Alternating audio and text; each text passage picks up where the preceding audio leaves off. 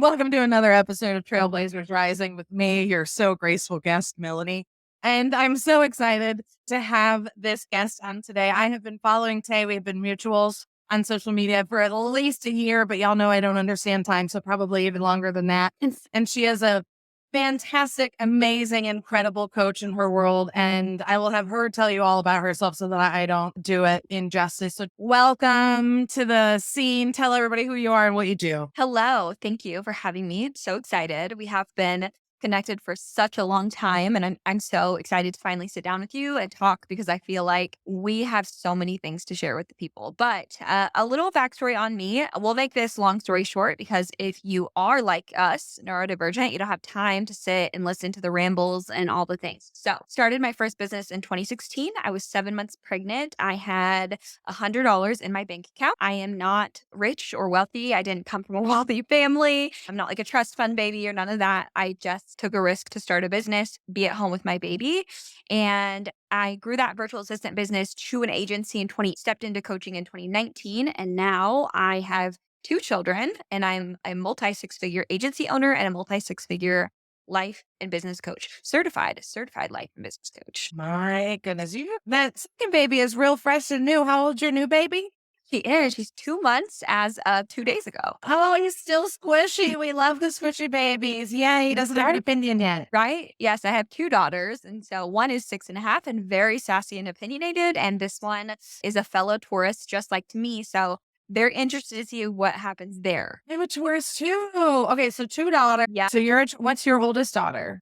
She's a Sagittarius. You're And right. I know, I'm a Sag moon. So, but her and I still go at it. Absolutely. Sag and Taurus is it's either made in heaven or hell. There's no in between when it comes to us either getting along or not getting along. Yes. I'm sorry. Oh my goodness. So new baby and you said 6-year-old? Yeah. So obviously you have all the time in the world to just sit around and Exactly. work and DM people on Instagram and hey girl and do all of that, right? Oh my God. Yeah. So much time. Or no, your platform, you're very big on make more, work less, right? 100. Work less, make more.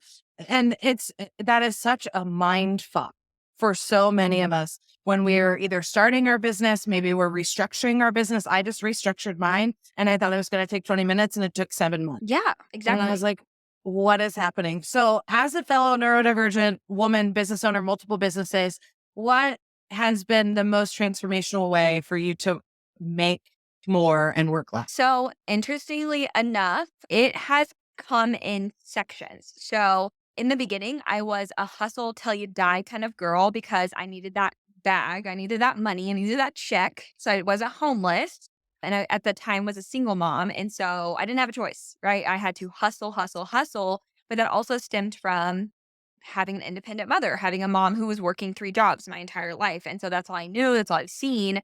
And I've always thought that and I was always told if you wanted to be successful, you wanted to make a lot of money, you have to work harder, you have to work more. So I adopted that very quickly.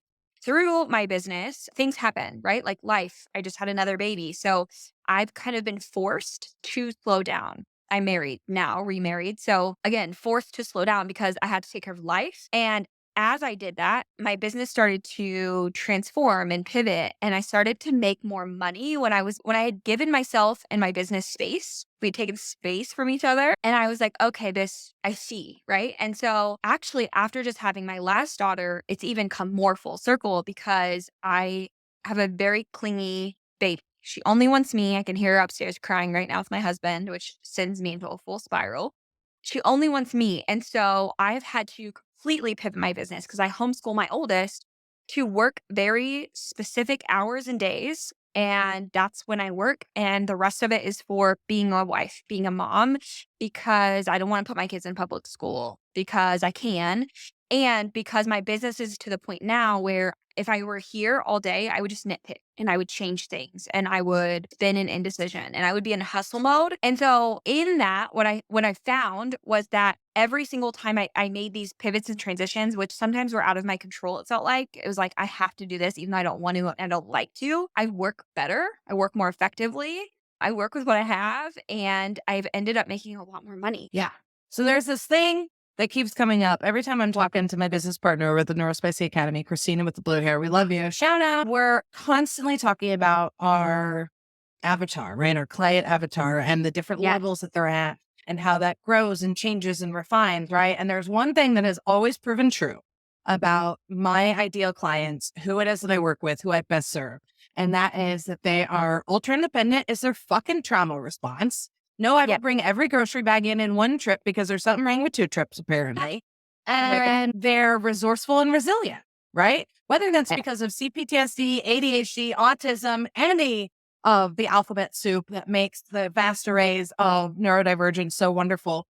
But literally, if you are somebody that is not inherently driven from within to achieve something that has not yet been done, both in your life, in your family, whatever it is, because you know that it's just got to fucking be better than this, then I'm not interested in working with you. I am the same way because this is the thing about me is I don't have time to waste. I don't want to waste my time. I don't want to waste your time. I have shit to do, kids to raise, a family, and I want success, but I want you to be successful. But if you don't show up to the table when I lay that out for you, it is really frustrating because I don't have the patience, to be honest, if we're being really, really honest and transparent here.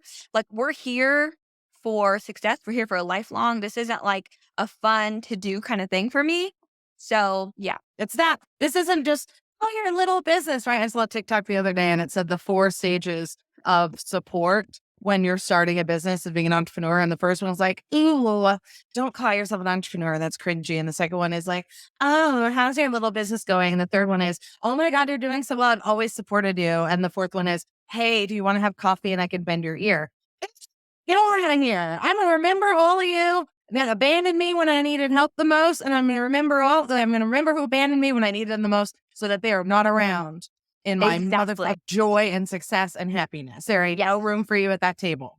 Exactly. Can we pause for like 2 seconds? My baby is screaming. I'm sorry. You're good. You're good. This is why we have a team that does editing. In fact, can I even pause it? I can add a clip. There we go. This is where we're going to want to make a little edit. I am going to my messages from clients while I wait.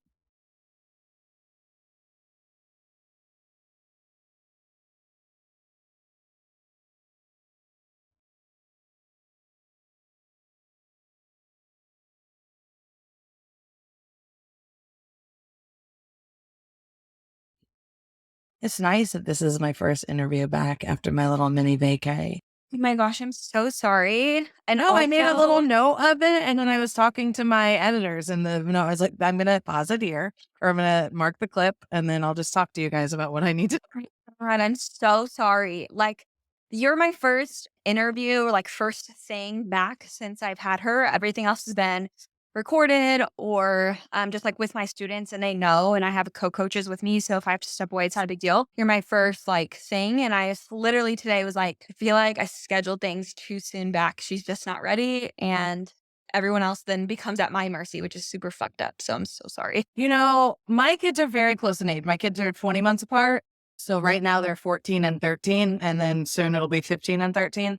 And they were very different babies. Yes. And it's such a, like my youngest, he was a handful. Like if his toe hurt, the whole world of the neighbors were going to know. I literally thought people were going to call the cops on me for how loud he would scream and cry. Like even the day he came out, I was in my hospital room, like, what's wrong with this one? Nobody else is his life call. What's going on here?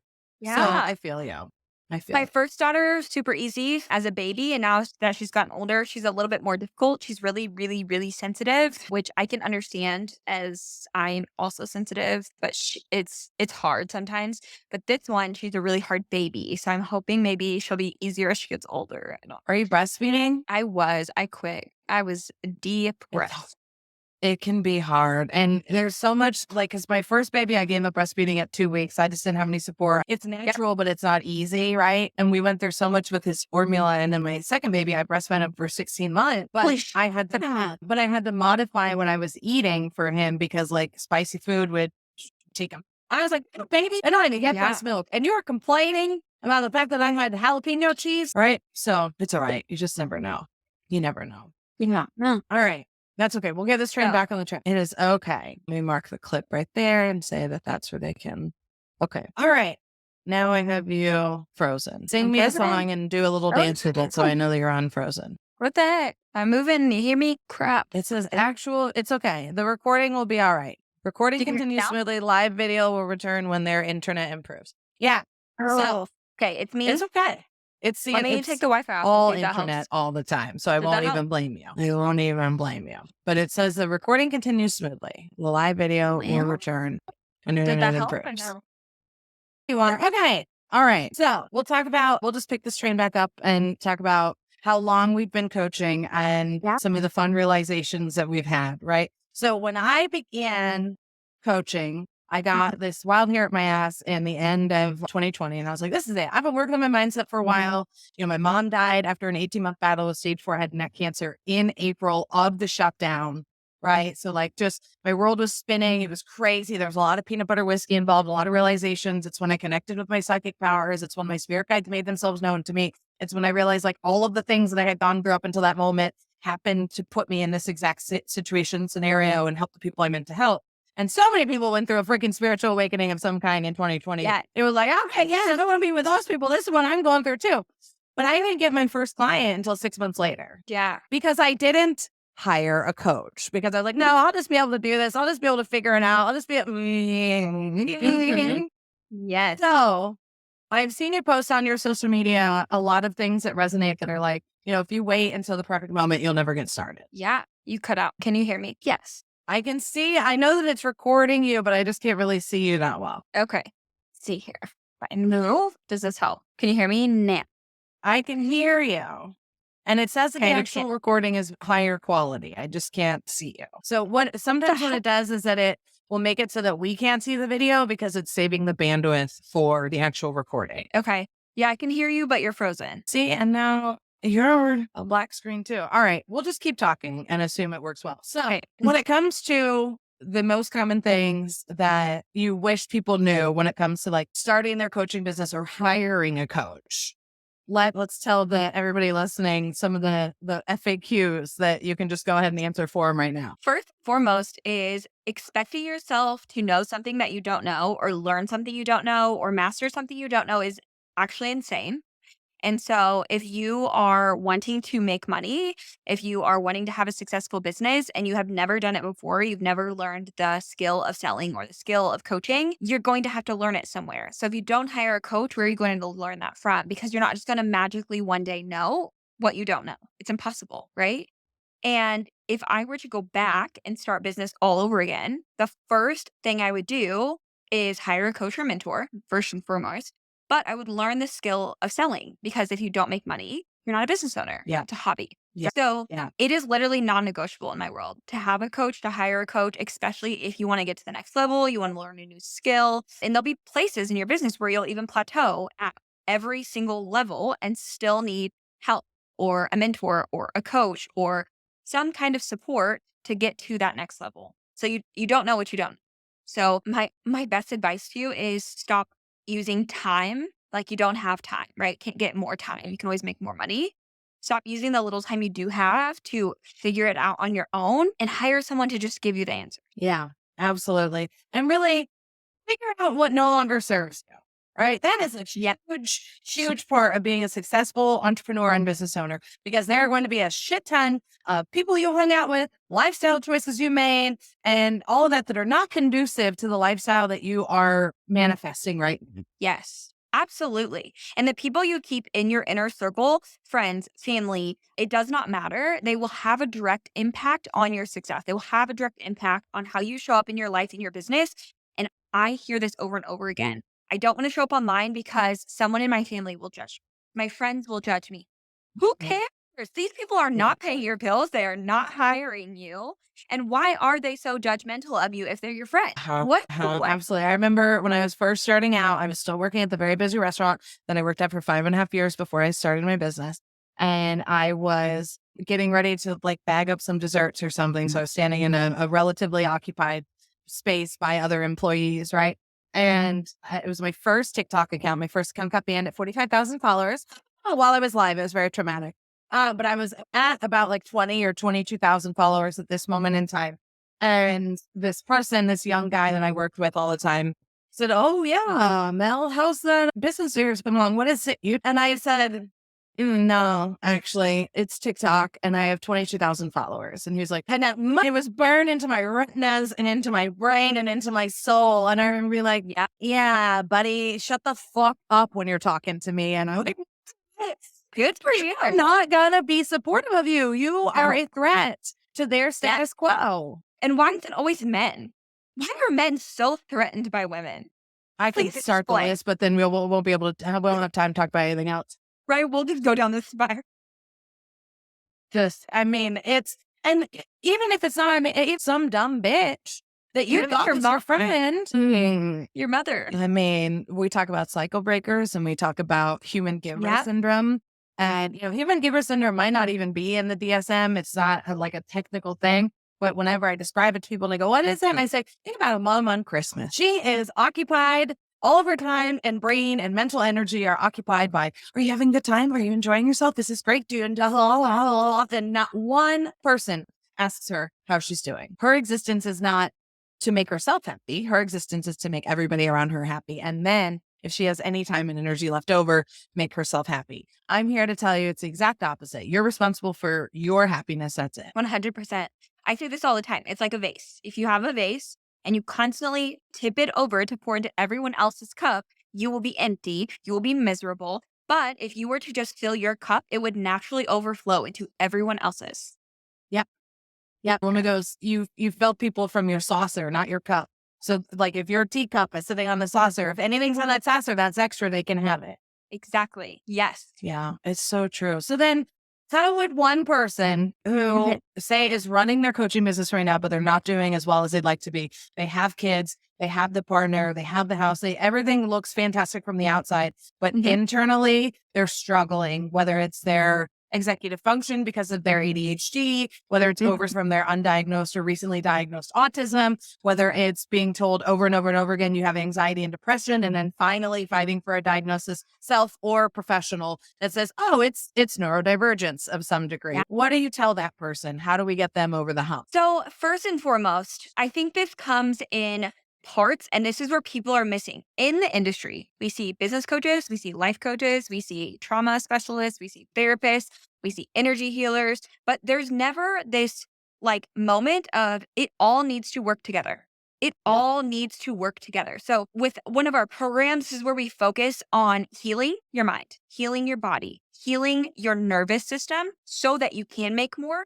Then we do life coaching, mindset coaching, business coaching, and strategy. Because if I only gave you one piece of that, it's going to fall flat because you need all the pieces working together at once in order for it to be happening for you. So, what I see a lot of in this, what you were just explaining with this woman, is she's probably missing some type of business strategy, and it's usually a sales problem. She's usually creating a lot of content, but she's not making sales because content doesn't equal clients. Content Yeah. is marketing. Marketing is great for awareness and lead generation. It's not sales. Sales is a skill you have to learn. But also, at every level and every income level, if you do not fix your mind and your body and your trauma, and you don't work actively on healing your nervous system, you're going to bring your shitty thoughts with you at every level. You're going to bring your trauma with you at every level. It's never going to get better because you made more money.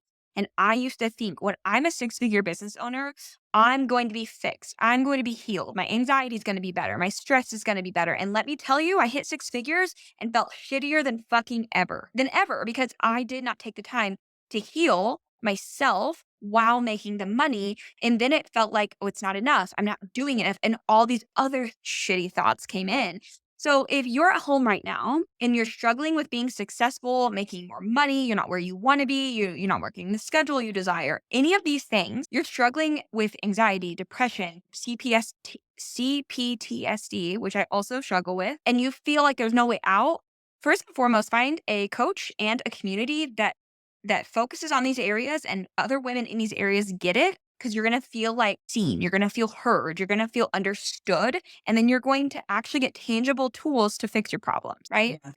That's like the biggest piece, is finding your people, but then also finding the pieces of you that actually need focus. If something continues to resurface, it needs focused on. Yes, absolutely. Absolutely. And I will say too, there continues to be a bit of a struggle in the neurodivergent community, ADHD, autism, all that, between a professional diagnosis and a self-diagnosis. And what I want everybody to really think about is who benefits from that being the main fucking topic, right?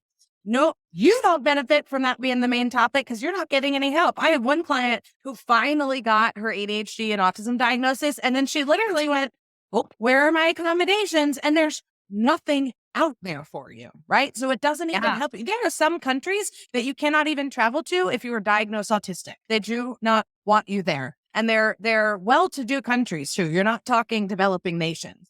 So, and there's also some states where if you were diagnosed autistic and something happens between you and your partner and you get a divorce, they can go after full custody of the kids because you have that diagnosis. I'm not saying it's right. I'm just saying that's what it is. So if we can shift the perspective from I will be validated when I get a formal diagnosis to accommodating myself right now and watch my world change and watch me finally be able to regulate my nervous system, finally be able to work on my money mindset, finally be able to get my business hours down into a place that doesn't completely wipe me out and make me super duper exhausted and burned out all the time. When that happens, that's called accommodations. Oh my God, yes. But this is if you are formally diagnosed, the accommodations you're going to get are from Big Pharma. They're going to band-aid your problems. They are not going to fix your problems. And so I know this is like a whole thing. People are not going to like this. Some of you are going to like, F you, unfollow me. That's fine. So who benefits from you being diagnosed? Big Pharma, doctors, lawyers,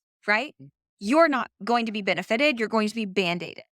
And the Band-Aid is only going to work so long, and they're going to keep upping doses and keep upping doses. And God forbid you miss one, or you have a drink, or whatever the case may be, you're going to fall down the well. When in reality, there's other better ways to heal yourself, and they're not a Band-Aided fix, right? So my suggestion is don't even get the diagnosis. Don't get formally diagnosed. You know what your problems are. There's a lot of stress that goes into it. I have a lot of medical trauma, both from me trying to get my own diagnoses and then dealing with my mom who was terminally ill for 18 months, right? Like there's a lot of, and nobody talks about any of this stuff. Nobody tells you, hey, this super bad shit can happen to you mentally and energetically and emotionally and physically when you get validated constantly, right? Like there's a doctor on TikTok who talks about how you should dress when you go to the doctor's office so that they will take you seriously. Shut the Well, wasn't happy about it, but she's like, as a fellow autoimmune, sufferer, who also is a doctor, nurse practitioner, whatever it is. I can't remember her name. Damn, I'm not good with those. Anyways, she's like, literally, you can't go in there. Like, so talk like somebody who has chronic illness with pain, right? Yep. Somebody who has chronic illness with pain and who already didn't wake up with 5 spoons and it takes 5 spoons just to get ready to go to the doctor, right? They don't want to expend that energy and that time on makeup and an outfit and a shower and all that sort of stuff, right? Understandable. I get it. I have no spoon days too. But to be taken seriously, you have to go in there and at least have your hair pulled back. You have to at least hide the grease maybe with a hat or, you have to at least a button-up shirt and jeans is always, and I'm like, I hate that we live in a world. Do you know why they diagnose fibromyalgia so often? And this is from a client of mine who is completely medically trained and then has left the medical industry because of this.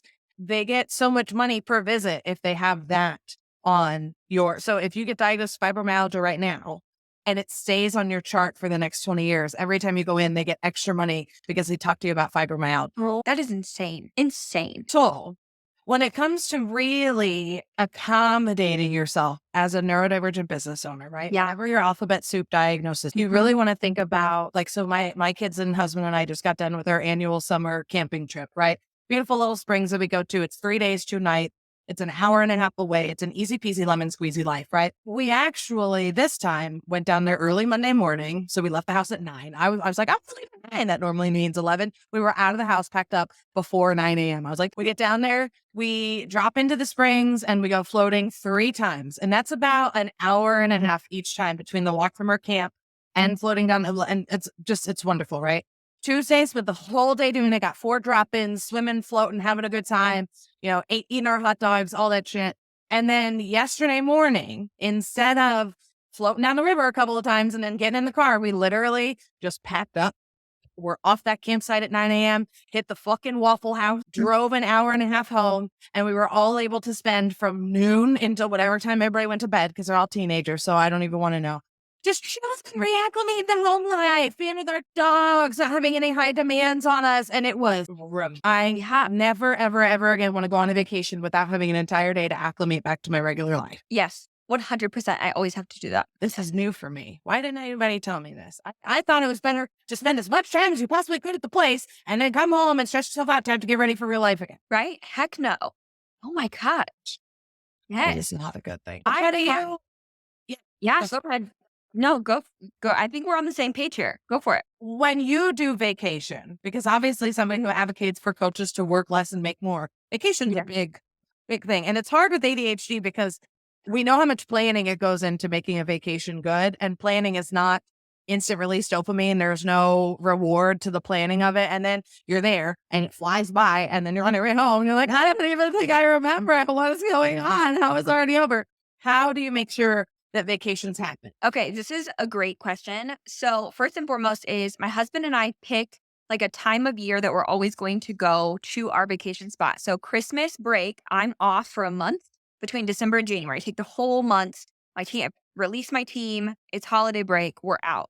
So, my husband, my kids, and I will go to Florida for a couple weeks around that period. And then potentially like May ish, right before school lets out because that's like my birthday and that's when we'll plan our trip. However, I plan our trips to be at least like 7 to 15 days long because not only do I need to be acclimated back, but I get straight up depressed when we have to go home. Like, I want to stay there forever. I don't ever want to go home. That was when I realized that I need to love my life. Like, I need to love life and not live for vacation because I'm an entrepreneur, right? I run my own business. I can do whatever I want. So instead of always looking forward to vacations like I would at 9 to 5, now I could plan multiple vacations first and foremost, but also coming back to the life I love. And so recently I've moved into a new business model and I only work Mondays and Thursdays. I am off every other day of the week and I get into my office between 8 and 9 a.m. and I'm done by at the very latest. And I don't work back to back to back hours. Like that's pretty sporadic hours, right? Like I maybe work 10 hours a week. I don't run paid advertisement. I have a very lean team, but this allows me to know when I'm not working, Monday and Thursday, I will get to it. Monday and Thursday, Yeah. I'll focus on it. And when I get into my office on Mondays and Thursdays, I know exactly what to work on. I know this is kind of like off topic of vacation, but when you have a life that is, or a business that stimulates the life that you want to live, it doesn't feel like you're always having to run away from it or coming like this energy of just like, oh my God, I don't want to go back. I had a friend back before I was healed and when I was still working regular, I never actually worked like I worked a few 9 to 5s, but it was like property management, but I was a restaurant girl. I like being able to like, okay, I can just go pick up a shift to make $200. Come on, let me do what I want to do. It's Same. the Melanie show. Every one of my tables, I'm like, I know what I mean. It was a good time, Yep. but it was really hell on wheels for my body. Now that I understand that I have hypermobile Ehlers-Danlos and I'm 37, but my hips feel like I'm 85. So it's like, what do we got going on here? But I had a friend back when we lived in San Diego. My husband's military, so it's either been Jacksonville or San Diego for the 17 years we've been together. Thank God, very lucky in that. She was a real work hard, play hard bitch, and she worked at a job that made really good money. She was able to work from home, la la la. But nonetheless, it was a job. It wasn't her own business. And she wanted to plan vacations all the time. And I remember saying to her, like, I'm really working hard to build a life that I don't need a vacation from. And the fact that you are constantly stressing me out with when's the next thing we're going to go do? When are we going to get together? We're going to go to Vegas and we're going to do this and we're going to do that. I'm like, nothing about this is appealing. And I know it's so appealing to you, but like, she's a cruiser. She likes to go on cruises. We're not friends anymore, but like, she likes to do cruises. And I'm like, that sounds like a night. That sounds like a tank full of germs floating in the ocean and I Oh have my no God. control over it. And that does not seem, if you said yacht wrong, I think that's what happened. I think you talked to me about me being the only one there on a yacht and I'm paying for everything and I have my people there and somebody waiting on me hand and foot. I mean, if you're talking about I have to go eat food that people have sneezed on and the amount of, I've gone all down the rabbit hole of yachts and whatnot or not yachts, of cruises and the crime and all. I'm like, none of that looks appealing. No. And we're tourists. We are all about luxury. A cruise to me is very much no. It's a no for me. It's Like a a fuck Motel no. 6 on the ocean. It just doesn't seem. No. Ugh, and you know you're gonna see the same people over and over and over again for 6 days, and then, like, what, do we have the awkward conversation of like, "Oh, you're from Milwaukee, cool, we're from Jacksonville. Oh, la la," like, I feel like I have to make a friend. No, that's like, I don't want anybody to No. talk to me. Exactly. No Just friends on vacation. leave me alone. I just wanna chill the fuck out. Yes. So, this Yeah. new work schedule, if you're only working 2 Mhm. days a week, how many days a week were you working and what prompted this switch? Yes. So when I first started, for my first 5 years, I was doing 40 to 60 hours a week with a baby, with my first child while I was a single parent. Recipe for burnout.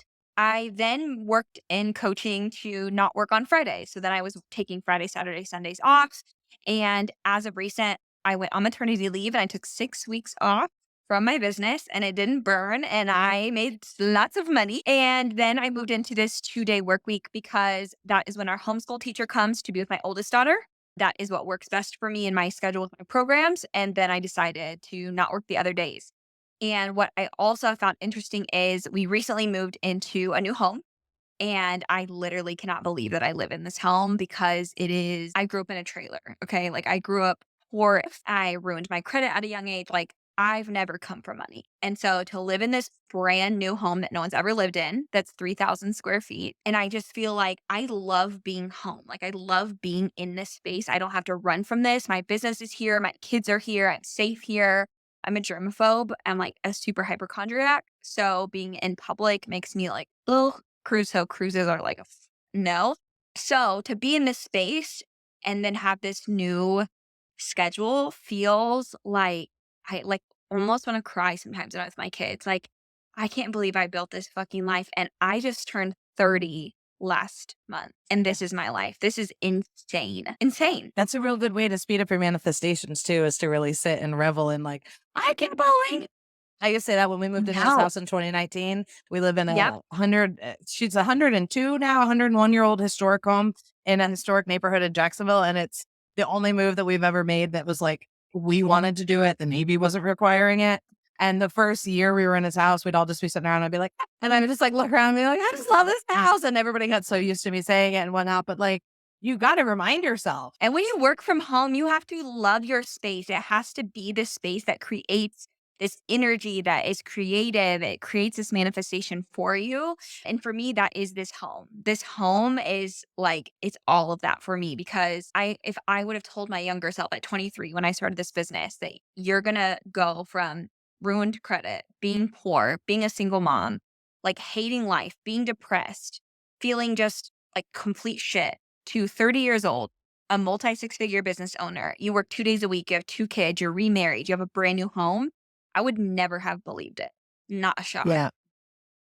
It's Yeah, crazy. there's a lot of that. A lot of that. Listen, when it comes to mindset, obviously, Yeah. that is where I'm happiest. But when it comes to money mindset specifically, people Mhm. need to remember if you're listening and you never hear anything, nothing ever resonates but what I'm about to say. Abundance is a frequency that Yeah. create wealth. Wealth does not create abundance. Nope. So if you're sitting around not financially where you want to be, start looking at where you are abundant, right? So whether Yeah. that means you open up your pantry, you say, I have an Mhm. abundance of garbanzo beans in here. Whether Yeah. it is buying your oranges and your apples and putting them on display, which is also a feng shui thing. And Love always it. remembering I have an abundance of produce, right? When you're Yes. at the grocery store and you're dropping $350 because these teenagers don't stop eating and inflation is real, instead of saying, oh, I'm so bad, this food's gonna be fucking gone, these kids gone, say, I'm so happy, grateful, thankful, and blessed that my kids will never know what it's like to go to the cabinet and not see anything they want. Yeah. And fully, like, I have done this forever, is living and embracing being delusional. Like, fully Yeah. living in delusion of you can literally have anything you want. And when people bring up this whole, like, but the economy, I'm like, what about it? Who They're like, benefits from you being scared of it? Who benefits from you being scared of it? they're like, yeah, but that's why no one's buying. I was like, that's interesting because I just made 17 grand last week on a pre-sale and my coach has made over $300,000 from 3 launches, went on 3 vacations in 5 months this year and I got a front row seat. So people are buying, people are spending money. People are spending money every second of every day, Yeah, regardless of the absolutely. economy. Like I'm not tapped into that, to those narratives and that energy. I fully live in delusion. all the time. Yeah. Yeah, Yeah. and it benefits me. If it's not a good time, I'm not signing up for it. Absolutely not. Exactly. I'm not interested in it. Right. And it really, I reiterate to all of my clients all the time, everybody at the Northwest Academy, anybody who will listen, really, that your energy is your power.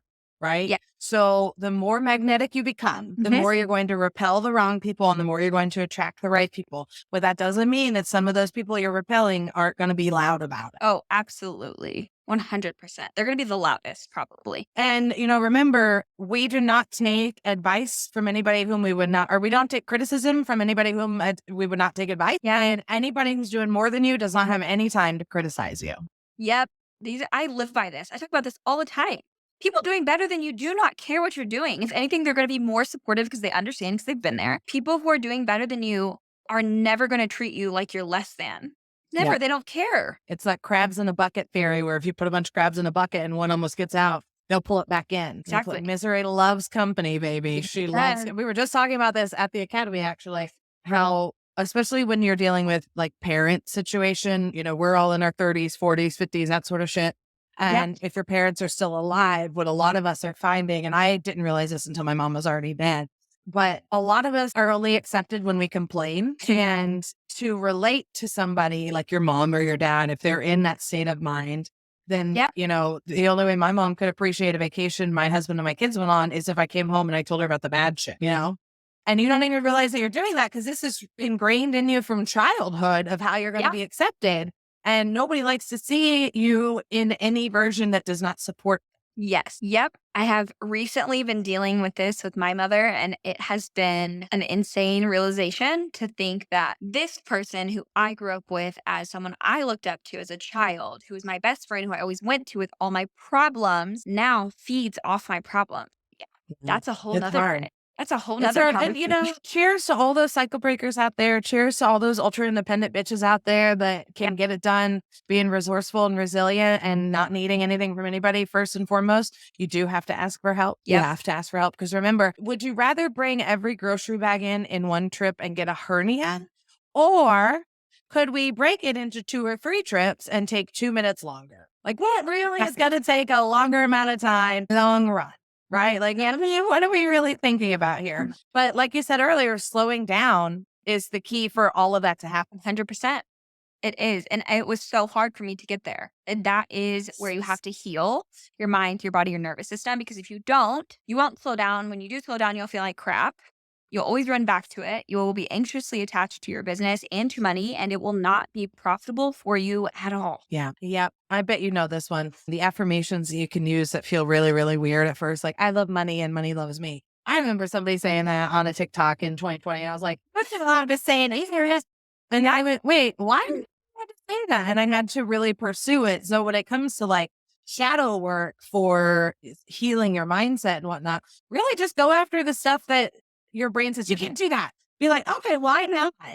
Yes. Because if your brain feels uncomfortable about someone else talking about something, that is your work. That has nothing to do with them at all. And it's typically what I see a lot in business. It's money. Like people get so triggered when you talk openly about your money, your income. Oh my God, you shouldn't do that. Who said I shouldn't do that? Why are you so triggered? Right? Yeah. Why do you care about me so much and what I'm doing? Why so obsessed with me? No, I'm kidding. No, but that's for some real, of the magic that I practice is alchemy of, I know people are talking shit and I know people are talking positively. So I, say these little mantras to myself and do a little, I call it magic spells, but some people freak out about that. I also think witch is a term of endearment, but whatever. I fully embrace being a witch. I just know, but my business partner likes to call it tactile goal setting. Hilarious. My family has accepted me as being a witch. Like full on. They're like, you're a witch. And I was like, thank you for that. Can I tell you, while we were camping, I forgot my powers and how strong they are. And the first day we were there, I was like, it would be so fantastic if we really just had this whole place. Okay, Google, turn the alarm off. It's 3 p.m., just so you know. I had this moment where I was like, it would be so fantastic if we just like had this place to ourselves. We've never seen it not busy. It would just be so incredible and so great. That night, we had a thunderstorm roll in that might as well have been a hurricane. Found out that our tent is not waterproof, but she held up pretty good. And it literally thundered and lightning, the kind of lightning that and thunder that hit instantly. So, the storm is on top of you because there's no seconds in between. Yeah. It was like that on and off from midnight to 6 a.m. People laughed. People, when we got up in the morning to like make sure everything was Yeah. okay, half of the campsites were abandoned and the tents were just in pieces. And in like some of the sites were flooded out and whatnot. And these people have been playing their music all obnoxious all goddamn night until 12 p.m. or 12 a.m. when you got to turn it off. They left. They were flooded out of their camp. They were gone. Everything was still there. And they fucking booked it. And it has never been that empty the whole time we were there. And I was like, we got to be a little more specific when we talk about this, Mel, because we made this happen. Hell yeah, it's great. And, I'm a Floridian, so it doesn't scare me. There's no, whatever. I lived through hurricanes. Yeah. Come on, bring it on. Let's go. But, I looked at my husband the next day and I said, might be my fault. That's in me. I hate to say I'll be more specific next time. Yeah. You always have to be specific. That's for sure. I've learned that one the hard way many times. What sort of magic do you like to practice for your business? That's a good question. A lot of it is typically stemmed with money manifestations. And I honestly have, I would say, taken a break, but not really, because I feel like it's become more normal for me and not so much a practice, right? It's kind of more of like my norm. Yeah. Yeah. So, but a lot of what I do, it just comes down to that visualization and manifestation and fully living in delusion that I can easily have this and it's like no big deal for me. Yeah. I love that. It's a nice reminder to have all the time. It's like, I don't have to worry about anything because everything's always working out for me. Yeah. And I look back into my life and to like being on WIC and food stamps and not being able to afford rent and bills. And every single time it worked out. Even then it worked out. So for me, it's always going to work out. And I know that. And I believe that. Like I truly live in that space of even if it's hard right now, I know it works out. It always does. And that has been like a game changer. Yeah. All right, Tay, before I let you go, I want you to tell everybody where they can find you, where they can follow you, how they can work with you. It will be in the show notes, but I just like to hear it directly from people's mouths. Absolutely. Come over to Instagram, follow me at its_LLC. Message me, tell me hello, tell me you listen to this podcast, tell me about your life, tell me who you are. I love to get to know people on a personal basis. And then you can work with me through my 2 programs. One is Group Coach Energy School. We help you build your first profitable group coaching program in 6 months. We teach you marketing, sales, offers. That's my specialty. And then I have a mastermind that opens 4 times a year, and we help you work less and make more, scaling to 6 and multi-6 figures in 12 months. I love that. That's also something that we were talking about recently at the Neurospicy Academy is productizing your services. So I would love to actually talk to you after the show about having you on for one of our Rebel Roundtables where you can help. Because Tina and I are really like the parent now at the Neurospicy Academy, and people take what we say, our students take what we say with a grain of salt, like, and then we have somebody come in and say the exact same shit that we say. And they're like, I get it, but she says it. And it's like, okay, great. All the time with my students, I'll bring in people to coach on what I coach and they get it. And they're like, this was great. And I'm like, how dare y'all have, but then I like to remember what I was told by one of my youngest. He's very neurodivergent, gifted, all that sort of shit. And his teacher was like, oh my God, he is just so great. And I was like, oh, I'm so glad somebody gets that energy from him because he's a bit of a nightmare when he comes home.